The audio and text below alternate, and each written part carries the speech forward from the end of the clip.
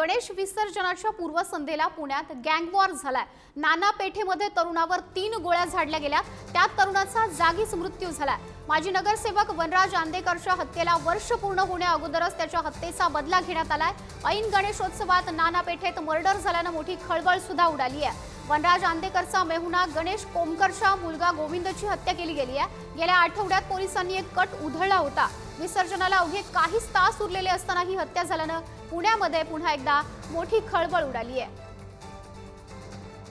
याबाबतची अधिक माहिती जाणून घेऊयात। प्रतिनिधी बालाजी पोद्दार आपल्याशी जोडले गेलेले आहेत। बालाजी, धक्कादायक अशी ही माहिती आहे, अधिक याबाबतची अपडेट। गौरी, वनराज आंदेकर जे राष्ट्रवादी अजित पवारांचे माजी नगरसेवक होते, यांचा वर्षभरापूर्वी हत्या करण्यात आलेली होती। याच नानापेठेमध्ये गणेश कोमकर जो आरोपी आहे त्याने ही हत्या केलेली होती आणि काही दिवसापूर्वी जे आहे ते या आंदेकर टोळीने जे आहे ते याचा बदला घेण्यासाठी काही कट रचला होता। त्यातल्या 2 आरोपींना सुद्धा अटक केली होती। मात्र गणेश विसर्जनाच्या पूर्वसंध्येला ही सगळी धक्कादायक घटना घडलेली आहे आणि गणेश कोमकरचा मुलगा गोविंद कोमकर याच्यावरती गोळ्या झाडण्यात आलेल्या आहेत। 3 तरुणाकडून या गोळ्या झाडण्यात आल्याची माहिती आहे। पोलीस अधिक तपास करत आहेत। मात्र यात गोविंद कोमकरचा मृत्यू झाल्याची प्राथमिक माहिती देण्यात आली आहे।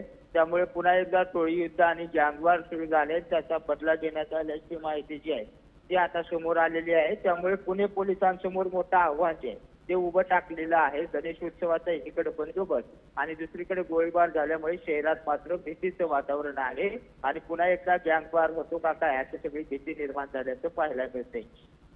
नक्कीच बालाजी, धन्यवाद दिलेल्या सर्व माहितीसाठी। Thank you.